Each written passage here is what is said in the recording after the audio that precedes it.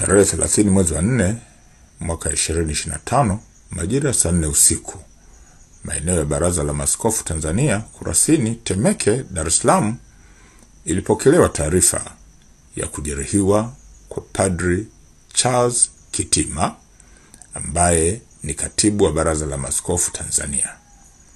Padri huyo inadaiwa tangu saa 3 asubuhi walikuwa na kikao na viongozi wa dini mbalimbali katika eneo hilo, na baadaye, baada ya kikao kuisha, yeye majira saa 1 jioni alikwenda kwenye kantini yao ambapo aliendelea kupata kinywaji hadi saa 4:15 alipokuwa maliwatoni pembeni ya kantini hiyo.